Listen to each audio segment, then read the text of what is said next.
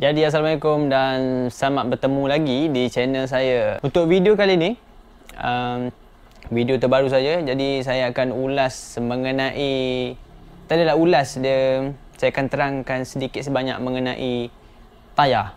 Okey, jadi tanpa membuang masa, jom kita.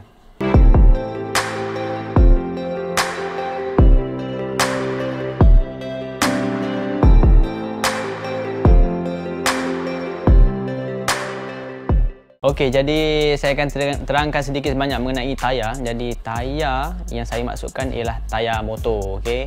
Tak kira lah dari segi kapcai ataupun superbike ke, daripada motor kecil ke motor besar, kebaikan dan kelemahan. Itu nak cakap sebenarnya. Kebaikan dan kelemahan. Sekali lagi, kebaikan dan kelemahan. So saya akan mulakan dengan dari segi tayar kecil lah, ataupun dalam bahasa lainnya orang panggil tayar sotong. Saya pun tak tahu kenapa orang panggil tayar sotong. Yelah, mungkin nipis macam sotong kot. Okey, jadi untuk dari segi tayar kecil ataupun tayar sotong, kebaikan dia untuk dari segi tayar, kalau korang boleh tengok dari segi tayar kecil ni, kosnya murah. Okey, yang pertama sekali murah. Nak beli ke tak adalah mahal mana kan. So mampu milik lah. So yang kedua, bebanan berat dia ringan. Okey, so berbanding dengan tayar yang besar, so tayar kecil ni lebih ringan lah. Okey, so dari segi untuk yang ketiga, dia untuk tayar kecil ni, dari segi permukaan dia, kita mudah untuk gunakan untuk keseluruhan tayar tu. Maksudnya dari segi permukaan tu, so tak adalah kita stay, maknanya kita bawa tu pakai tengah aja, maknanya dia haus sebelah tengah aja, so belah tepi tak kena. So ni dia mudah untuk makan serata dia punya bunga dia tu. Itu dia.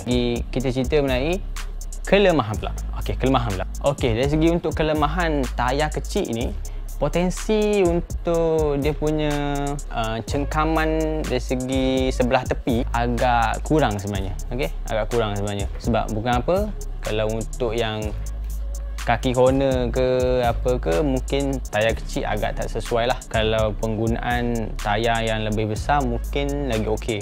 So untuk penggunaan tayar kecil, grip dia agak memang agak rendah. Mungkin kalau korang slide atau nak corner tu, potensi untuk jatuh tu tinggi. Jadi untuk dari segi kelemahan yang kedua, tayar kecil, okey, motor akan nampak kurang stabil. Kadang-kadang dalam satu masa memang nampak stabil, dalam satu masa kadang-kadang dia ada rasa yang tidak stabil. Mungkin tengah laju dia akan rasa macam geli-geli je belakang, ataupun corner ke. Okey, dari segi kelemahan yang ketiga, tayar kecil ni dia ringan. So kalau untuk motor yang dah modi, enjin dah dari segi dia punya kuasa pun tinggi, so dia pakai pula tayar kecil. So dia pulas throttle dengan keadaan panggil apa ni? Pulas throttle dengan keadaan yang kuat ataupun laju.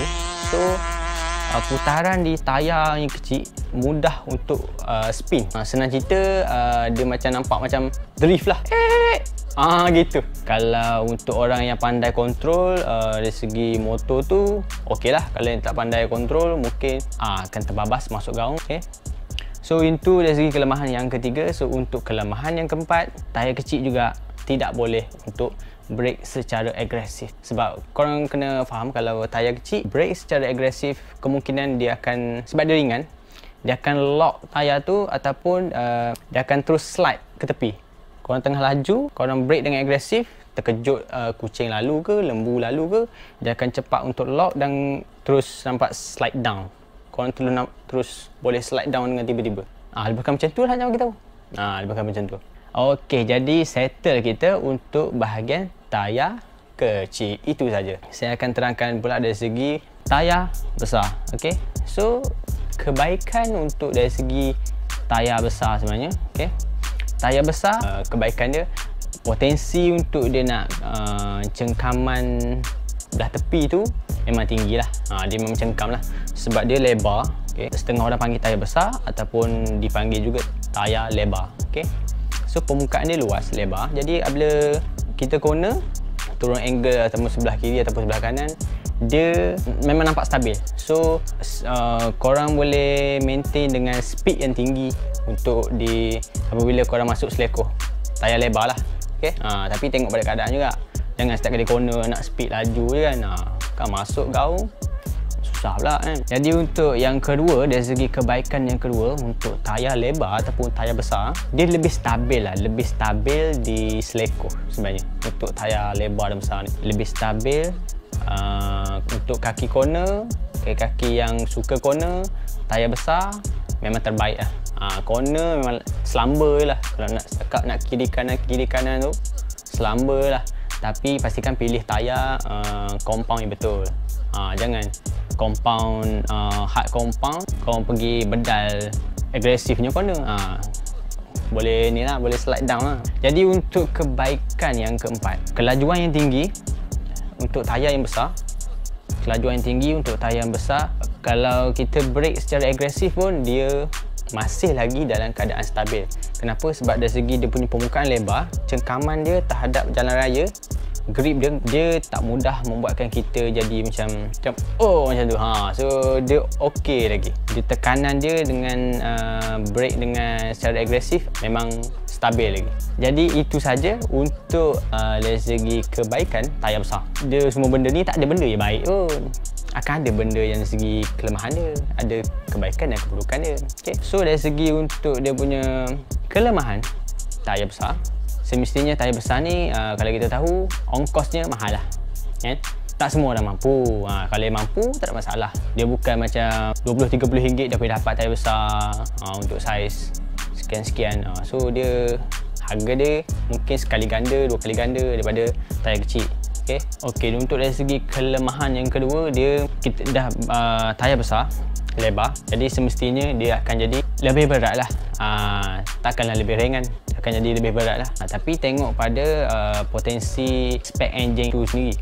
Kalau enjin tu memang dah dikeluar kilang cc sekian-sekian dengan tayar sebesar sekian-sekian, okey lah, tak ada masalah lah untuk nak bawa tampung keberatan tayar besar tu. Ni kalau enjin macam skuter Ego, pakai tayar Superbike, macam kura-kura lah gerak sekejap lagi.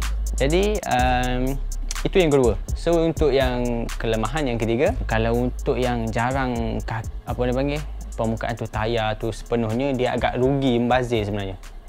Itu dia punya kelemahan dia.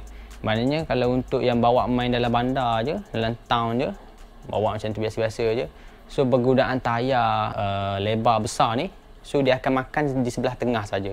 So tepi bunga dia akan jadi tebal, so dia nipis di belah tengah. So lama-lama tayar tu akan nampak macam petak. Okay? So itu untuk yang ketiga. So untuk yang keempat, dari segi kelemahan dia, yang terakhir sekali, so untuk jisim tayar yang lebih besar ni, di bahagian brake dan juga dengan bahagian suspension, untuk tayar besar dia kena bekerja lebih keras sikit lah.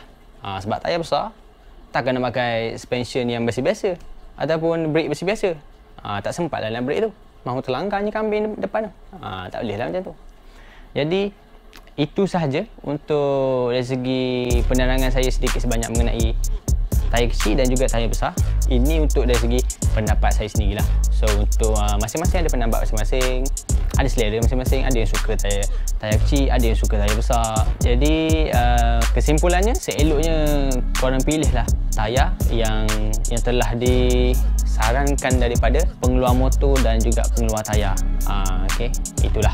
Kalau korang minat macam apa ni panggil, dari segi corner-corner, ambil lah yang soft compound. Kalau korang minat dari segi yang batu-batu semua off-road, ambil lah dari segi tayar sport touring, macam tu. So itu saja untuk video kali ini, dan saya Nizul. Okay, dan jumpa ada di lain video. Bye.